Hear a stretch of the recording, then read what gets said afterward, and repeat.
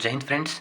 आज हम कैलकुलस की भी वीडियो स्टार्ट कर रहे हैं। इंपॉर्टेंट टॉपिक्स की इंपॉर्टेंट जो आपके क्वेश्चन में जो पेपर में 60 नंबर के जो क्वेश्चन आने के चांस है, उसमें सबसे पहला है लेविनास थ्योरम। आज इस वीडियो के अंदर हम लेविनास थ्योरम का प्रूफ और एक एग्जांपल देखेंगे और अगली जो वीडियो आएगी उसके अंदर हम 5 क्वेश्चन और देखेंगे लेविनास थ्योरम के ऊपर। तो बिना किसी देरी के स्टार्ट करते हैं लेविनास थ्योरम।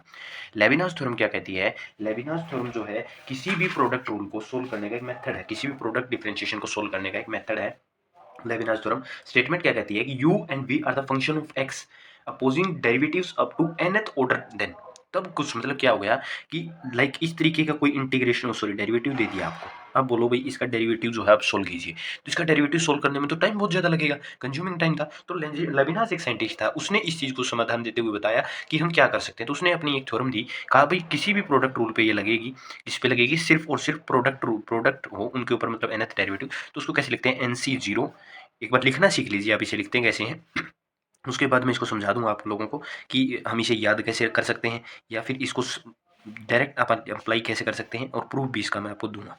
इस तरीके से अपन इसको चलाते हैं और आखिर तक ये जो टर्म जाती है ये जाती है एनसीआर।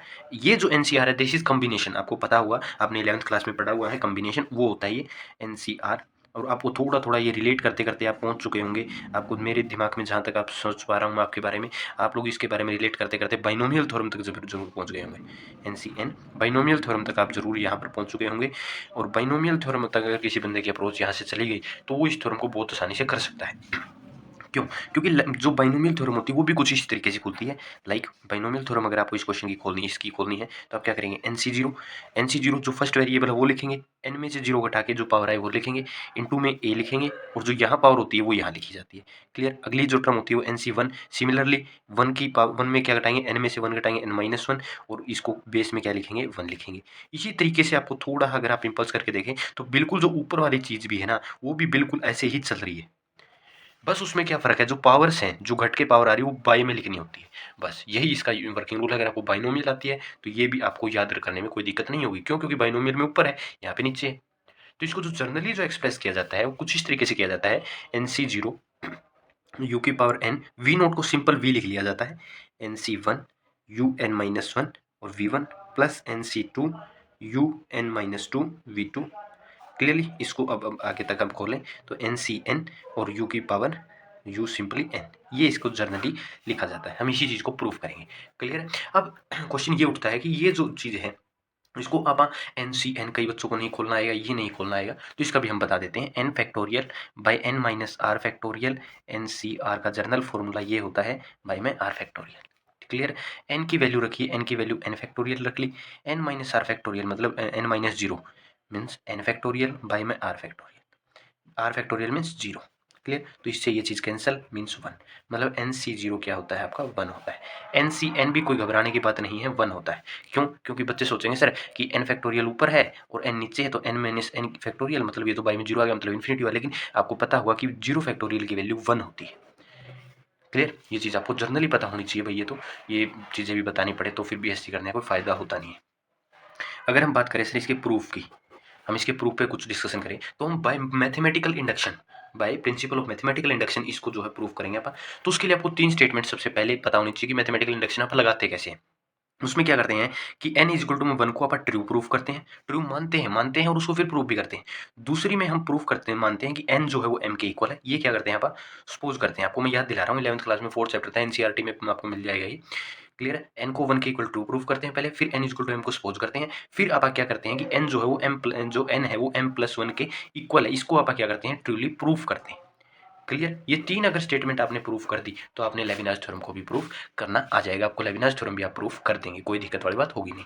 क्लियर है? तो अगर इसी चीज़ को, इसी क्षमता को आगे बढ़ाते हुए अगर हम सोचें तो n इक्वल टू में 1 सर, अगर मैं v इंटू n ले लूँ, यहाँ 1 लूँ, अगर मैं इसका डेरिवेटिव 1 का मतलब क्या है? इसका एक बार डेरिवेटिव, तो v into u1 plus u1 into v, ये आएगा अगर मैंने n रखा तो। और यही n की वैल्यू अगर मैं जनरल स्टेटमेंट इसके अंदर रखूँ, ये जो जनरल डेफिनेशन है, इस डेफिनेशन के अंदर अगर n की वैल्यू 1 रखूँ तो ये तो 1 आना है। y अगर इसमें n रखूँ तो ये क्या आ जाएगा? u की power 1 v plus n into 1, 1 into 1 zero हो जाएगा, कोई दिक्कत नहीं है। और यहाँ पर क्या हो जाएगा? u की पावर जीरो, u लिख लो उसको, और सिंपली v1।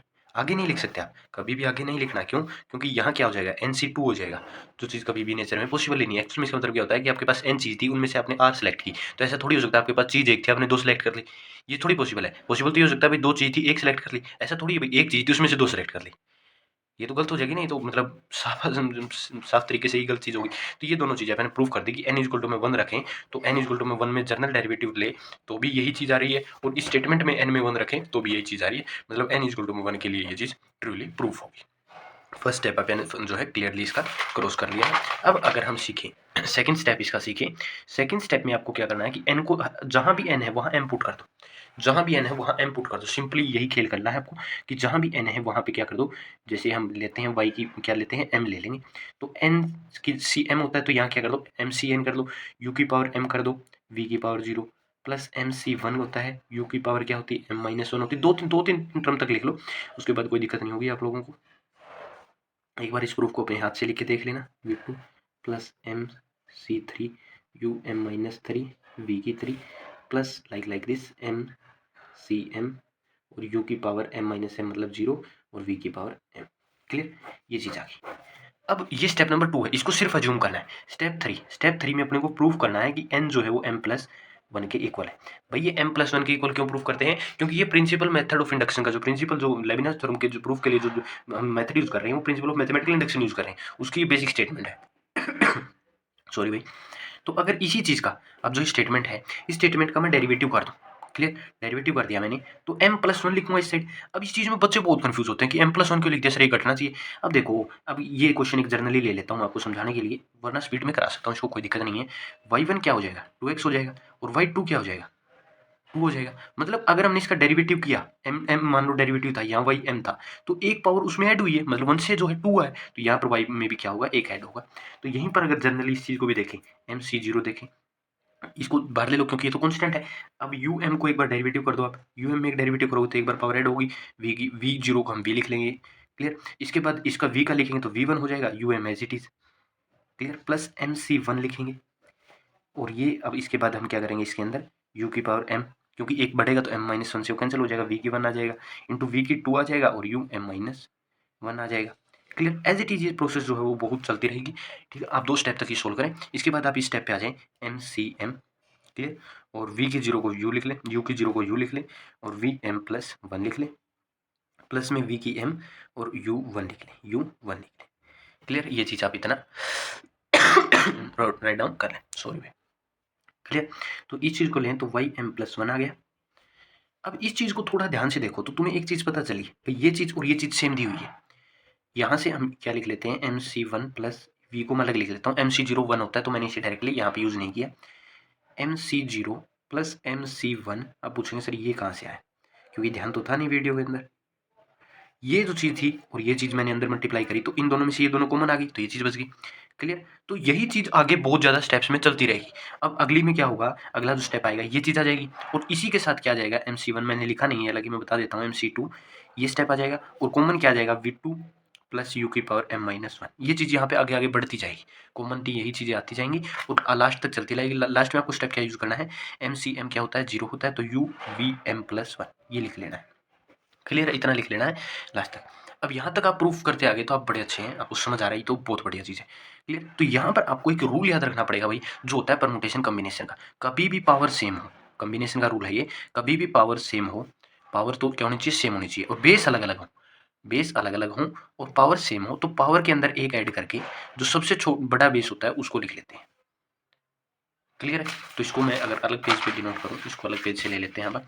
तो जो वाई m प्लस 1 आया, इसको आप क्या लिख लेंगे, u की पावर m प्लस 1 लिख लेंगे, इंटू v प्लस इस चीज़ को क्या लिखेंगे, m में एक ऐड करेंगे और जो बड़ा बेस है उसको यूज़ कर लेंगे, और क्या लिख लेंगे, u की m v की 1 प्लस इधर क्या करेंगे, m प्लस 1 बड़ा बेस 2 है तो इसे यूज़ कर लेंगे, v2 u की power m minus 1 up to चलेंगे अपन u v m प्लस 1। ये चीज़ आपको समेशन आउट बड़ी ही क्लियरली आपको पता चल गई होगी हमने इस चीज़ को यूज़ कैसे किया। क्लियर है? अब यहाँ देखो, अगर मैं m प्लस 1 को n पुट कर दूँ तो अपने पास क्या स्टेटमेंट आएगी, वाई एन, और ये क्या जाएगा, u की n v plus n into C 1। यहाँ पे nc0 यूज़ कर सकता हूँ, कोई दिक्कत नहीं है, वो 1 ही होता है, लिखो चाहे ना लिखो बात बराबर ही है। यहाँ पे क्या आएगा, n माइनस 1, क्लियर, v की 1 प्लस NC2 और यहाँ पे लिखें तो V2 आएगा इंटू वी की यू की पावर n-2।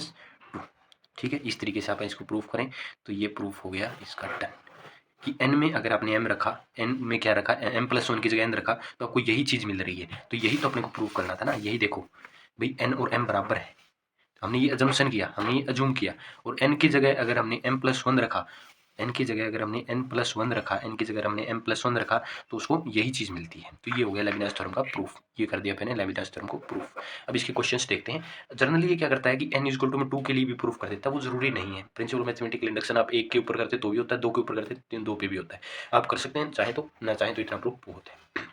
इसके नोट्स बना लेना भाई अच्छे से, क्योंकि किताब में कुछ ज़्यादा ही क्या कर देता है, इसको डिवाइडेड कर देता है। तो इसके ऊपर हम एक जल्दी से क्वेश्चन ले लेते हैं। अच्छा क्वेश्चन मैंने आपके लिए पहले ही नोट डाउन कर लिया था, क्वेश्चन मिलेगा या नहीं मिलेगा पता नहीं,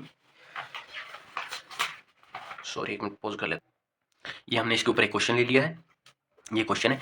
आपको जो क्वेश्चन इसके ऊपर ट्राई करना वो ये है, आप इसका स्क्रीनशॉट लें, इस वीडियो खत्म होने के बाद इस क्वेश्चन को तुरंत करें। क्लियर है, ये क्वेश्चन आपको करना है, ये मैं करवा रहा हूँ। ये देखिएगा भाई, ये दिया हुआ है आपके पास, क्लियर है। तो इस चीज़ को देखो, यहाँ पर आपको क्या दिया हुआ है कि y2 निकालो और y1 निकालो, क्लियर है। तो इसका एक बार आप क्या ले लीजिए, y1 ले लीजिए, तो क्या आएगा cos m sine inverse x as it is. Sine inverse का इंटरनल डेरिवेटिव क्या आएगा, बताओ बताओ, साइन का internal derivative 1/√1 minus x square. क्या m आएगा इसके साथ, क्या m आएगा क्या इसके साथ, ये सोचो m आएगा, क्यों, क्योंकि m भी तो इसके साथ ही अंदर, m का भी तो इंटरनल डेरिवेटिव होगा ना। इसको जब इंटरनल डेरिवेटिव दोबारा करोगे तो m इसके अंदर जो है m जो है वो कंसिस्ट किया जाएगा, क्लियर है। ये चीज़ आपको समझ आ गई, ये इसका फर्स्ट डेरिवेटिव आ गया। अब यहाँ पे देखो कहीं ना कहीं स्क्वायर यूज कर रहा है, ये चीज़ आ रही है, तो इसको इधर उठा लो, 1 minus x square y1 cos m sine inverse x into m, दोनों साइड स्क्वायर कर दो तो 1 माइनस एक्स स्क्वायर, ये तो आ गया जी हमने जो प्रूफ करना था उसके अंदर।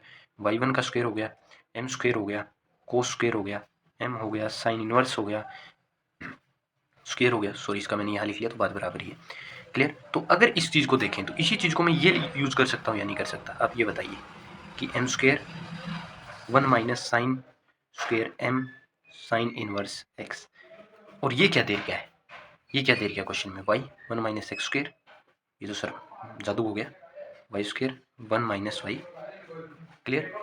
इस चीज़ को आप ये यूज़ कर सकते हैं।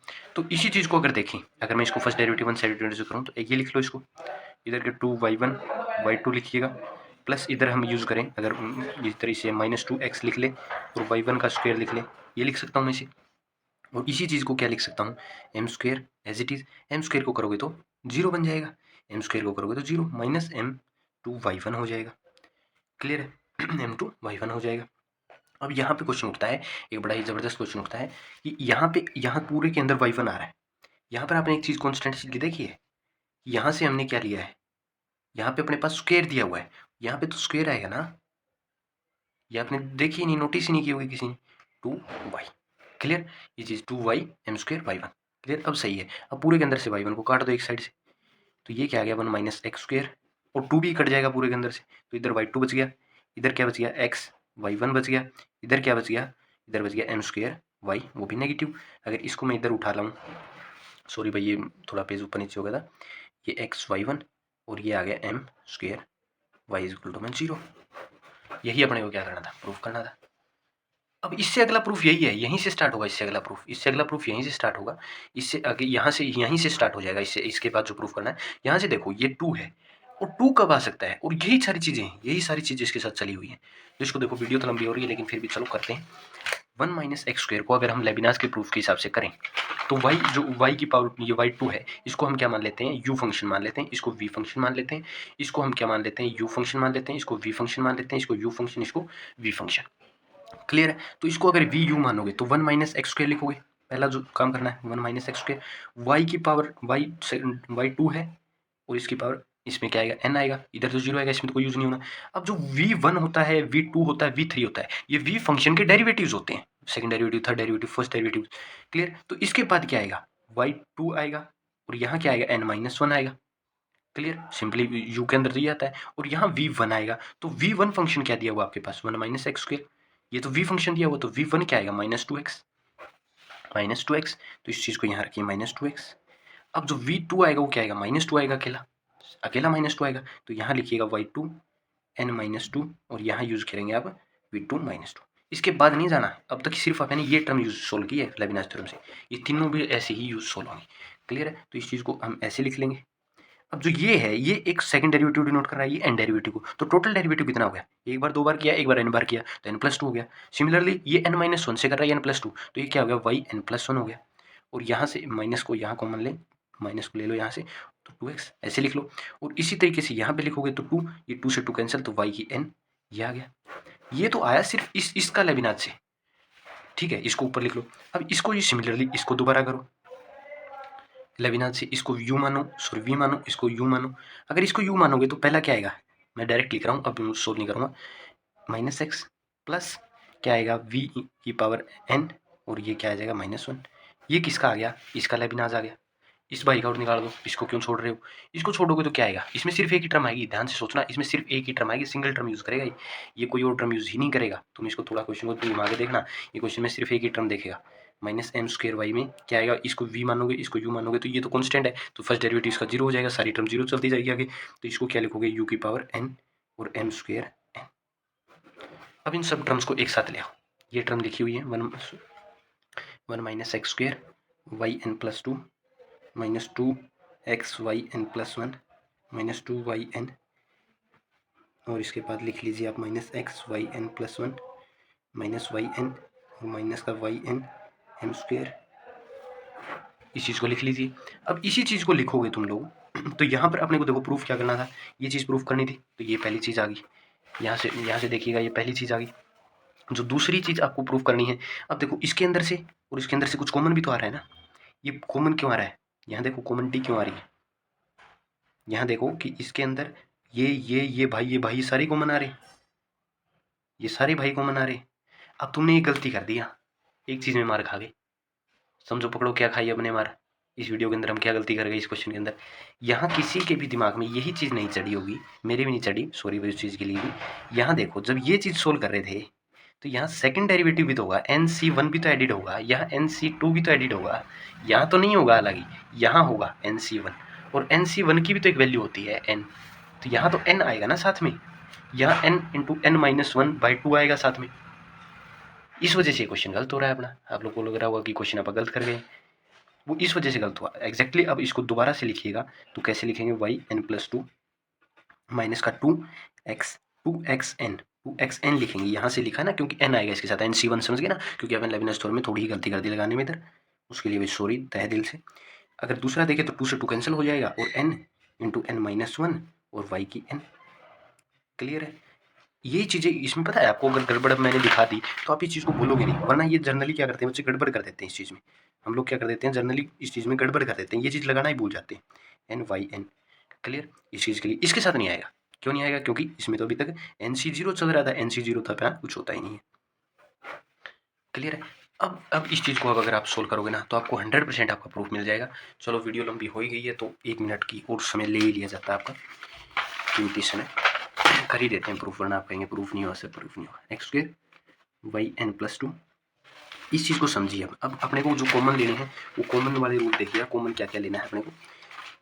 सॉरी भाई ये डिस्टर्बेंस के लिए।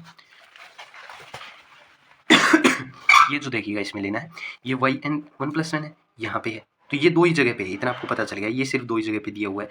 तो यहाँ से अगर आप कॉमन लें तो क्या कॉमन आएगा? इसमें से और इसमें से आप क्या कॉमन ले सकते हैं? सोचिएगा क्या कॉमन ले सकते हैं, सोचो सोचो सोचो, क्या कॉमन ले सकते हैं? इसमें जो कॉमन लेंगे आप, y n plus one common ले लेंगे एक, तो इंटू एक क्या ले लेंगे? एक्स कॉमन ले लेंगे, एक्स। तो अंदर क्या बचेगा? एक माइनस कॉमन ले लेते हैं दोनों के अंदर से, तो 2n प्लस वन। क्लियर? ये चीज़ बच गई, ये टर्म सोल्व होगी, ये टर्म सोल्व होगी। अब इसकी मल्टीप्लाई करो, इसकी मैं यहीं सोल्व कर रहा हूँ, एन स्क्वायर वाई एन, और ये सोल्व करोगे तो प्लस एन वाई एन। तो यहाँ से नेगेटिव है, तो ये दोनों आपस में कैंसिल हो जाएंगे, और ये चीज़ इनमें से आप कॉमन ले लो, इनमें से माइनस कॉमन ले लो, और क्या बच जाएगा? देखो देखो क्या बचेगा? M square plus n square into y n equal to में 0। यही आपको क्या करना था? प्रूफ करना था। यही क्वेश्चन जो है आपको प्रूफ करके देना था कि यही जो चीज़ है आएगी क्वेश्चन के अंदर, आपको ये चीज़ प्रूफ करनी थी, जो हमने अच्छे तरीके से और सहज तरीके से जो है कोशिश की है कि आपको जो है प्रूफ कर दिया जाए एक एक चीज़।